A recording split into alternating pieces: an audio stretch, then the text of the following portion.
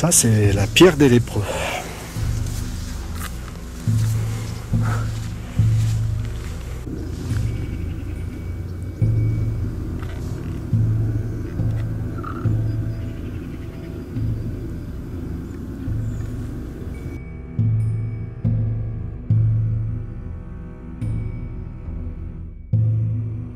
Alors là, oui, avec Maya, on a la tête qui tourne. Il y a bien quelque chose de très énergétique là. Ah ouais, je suis pas bien. T'as vu? Ouais. Mais alors, c'est perturbant quoi. Ça donne le tournis. Je sais pas quel type d'énergie il y a, mais waouh, ça m'a presque brouillé l'esprit. Pareil, hein. Et c'est très fort, hein, vraiment très fort. Ici, il règne une énergie extrêmement forte encore sur cette roche. Une simple roche, c'est là, oui, c'est. Ça me l'a pas fait. Waouh, t'as vu un peu l'énergie du coin? Oui. À te faire tourner la tête, hein. Très bizarre. Alors on l'appelle la pierre aux lépreux, mais on a la tête lourde. On n'en sait pas plus sur cette pierre, sachant qu'il y a des marques chrétiennes dessus. Et puis une curieuse rigole qui a été. Est-ce qu'elle a été creusée de madame? Bon, c'est assez étrange, ouais. C'est bizarre, il y a plein de petites fissures. Ouais. Ou alors c'est fissuré par la pluie, le temps. Mais en tout cas, il y a de l'énergie, ça c'est sûr. Un rituel qui a été effectué. La pierre est sacrée. Il y en a eu plusieurs. Ouais. Là, on peut voir que le pendu est catégorique. Alors bien sûr, beaucoup vont se poser des questions, qu'est-ce qu'on peut faire avec un tel outil? Mais c'est assez extraordinaire. La pierre est sacrée. Alors j'aurais pu rentrer un peu plus dans les recherches pour voir la quantité d'énergie qu'il y a sur lui, sachant que je sais déjà que je suis pas très bien. L'énergie a une capacité à perturber l'essence. Même moi là, ça recommence. Donc le lieu a l'air de le point.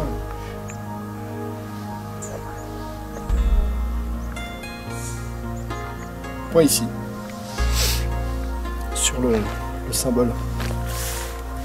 Bizarre. J'aurais pensé plutôt que c'était du côté de la rigole. Voilà. Donc il doit y avoir de l'eau qui passe là-dessous. Et on sait qu'en général, les traces énergétiques, c'est souvent, à la base, c'est souvent à l'origine, c'est l'eau qui n'y est pas pour rien. Voilà. Peut-être, il peut y avoir de multiples traces énergétiques. Qu'avec un pendule, on traque les traces énergétiques du passé, mais pas le futur, c'est pas possible.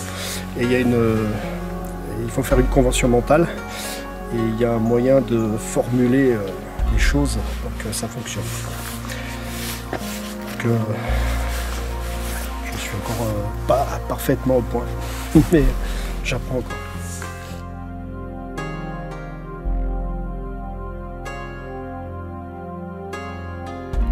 Voilà, on a des petits fruits, hein, les mespilles sauvages. Voilà. On peut penser que s'il y a eu une présence celte autrefois, ils devaient manger et consommer ces fruits sauvages. Espèces qui sont locales. C'est complètement local.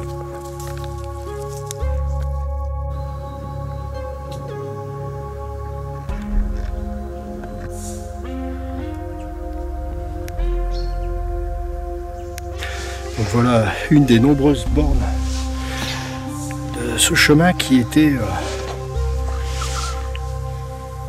une limite entre deux propriétés de châtelains. Donc c'est très très ancien. Ça a été basculé par le passage d'un tracteur, je suppose. Il y en a plein tout le long.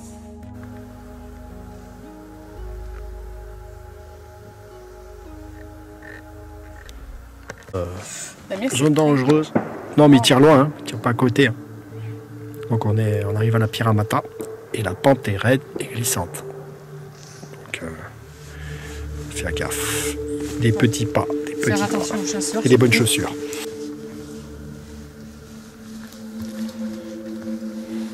La voilà.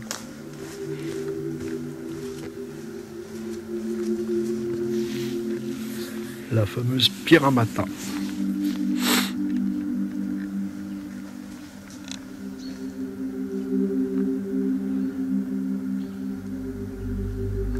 Voilà notre pierre amata donc posée sur un autre socle de pierre.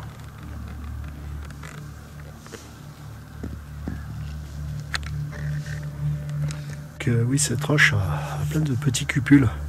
On dirait qu'elle a été exploitée. Donc on voit une fente là, comme si elle allait être extraite. Et on peut voir des petits trous. Alors est-ce que c'était des impacts? Je sais pas, probablement. Voilà. Donc petite veine de quartz aussi par là. Hop là. Cette roche, à mon avis, était un rocher exploité pour tailler de la pierre. Et c'est ces pierres, vous savez, qu'on mettait sur les chemins du Moyen-Âge, que l'on trouve après sur les sentiers en arrivant là. Voilà. Donc là, je me trouve sur le socle de la pierre. On dirait en effet qu'il y a eu un ouvrage et que ça a été travaillé. C'est étonnant. Voilà. Ensuite, peut-être c'est devenu un lieu de culte, mais je pense que pour moi, il n'y a pas de raison d'avoir eu un lieu de culte ici. C'était une simple exploitation de roches. À l'époque gallo-romaine, voire plus ancienne, celte. On va pas monter dessus.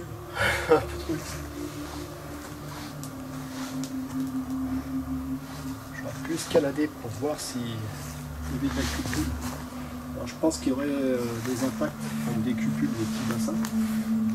Et je crois que cette pierre était d'abord une pierre d'exploitation. C'est-à-dire que ici, peut-être qu'à l'époque gallo-romaine ou bien avant, à l'époque des Celtes, à l'époque des pierres dressées, ils fondaient la roche pour l'utiliser tout simplement.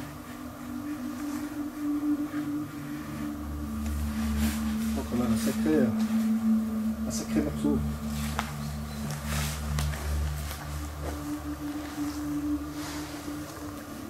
Et pour moi, c'est aussi, ça a dû être après Moyen-Âge un repère visuel.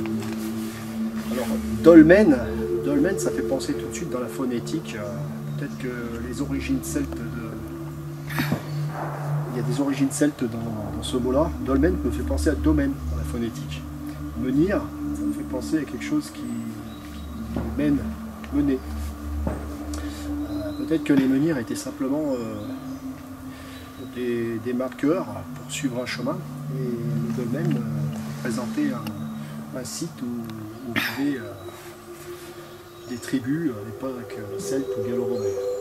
Surtout, je pense même bien avant, donc sûrement bien avant l'invasion de l'Empire romain, je pense que c'est dans l'espace. Après voilà, j'avance des hypothèses. Petit à petit, en cherchant à rationaliser tout ça, on arrive à assembler des pièces de puzzle, en allant sur le terrain, on voit les choses. Donc voilà, j'avance cette hypothèse. Ah voilà, je crois que c'est le coprin chevelu. J'en parle à Maya et le voilà. C'est beau, il a des petits poils. Voilà, très beau coprin encore. Il est joli, hein. Regardez la taille. Vous avez vu cette taille? Grand comme ma main. Il y en a deux. Et ouais. Là on voit bien que c'est des voies du Moyen-Âge. Hein. Des anciennes voies qui sont empruntées depuis de nombreuses années, mais des pierres comme ça pour border les routes. D'où viennent ces blocs, hein? Probablement de la pierre amata. Hein. C'est une probabilité, hein. On peut voir. Voilà. Donc c'était des broutés et puis charriés par les bœufs. Mais à l'époque déjà, les gens entretenaient les chemins, je suppose. Magnifique. Aujourd'hui c'est un magnifique sentier de promenade. Heureusement on n'a pas fait, on n'a pas mis d'enrobé, les voitures passent pas. C'est super beau. C'est comme les voies romaines, hein, on peut voir des pierres compactées au sol. Voilà. C'est ce qu'on trouve donc sur les anciennes voies. Hein.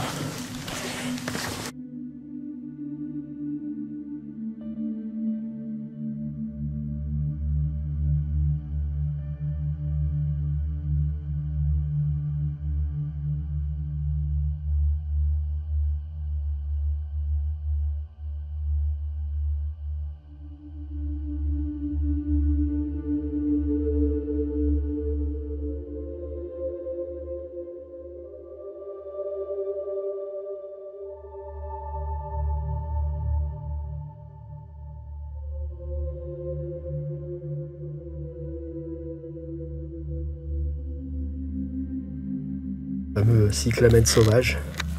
En beau, ça c'est vraiment le sauvage quoi. On peut voir que c'est majestueux et que ça pousse très bien avec les vincas. Donc vous pouvez, dans les sols acides où il y a de la vinca, vous pouvez rajouter des fleurs de cyclamen.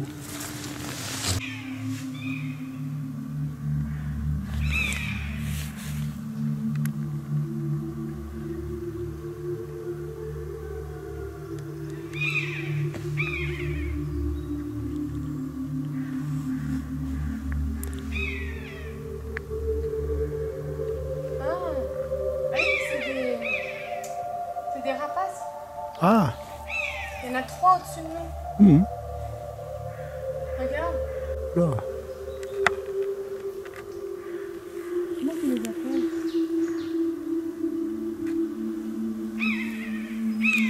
Ah, le bruit. Des Milan Royal. Voilà.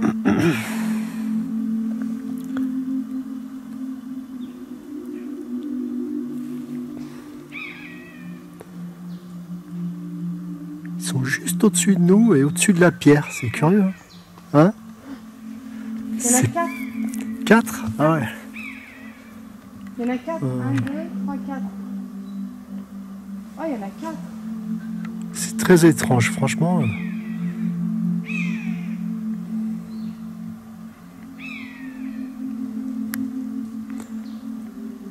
Bon, ben voilà. 4 rapaces au-dessus de nous, juste au-dessus de pierre aiguë.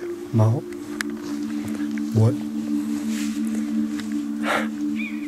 Ces petits moments magiques. À la maison. Retrouver nos enfants. J'aime bien la forêt, hein, mais là, avec les rapaces au-dessus de nos têtes. Ça fait rien. Genre.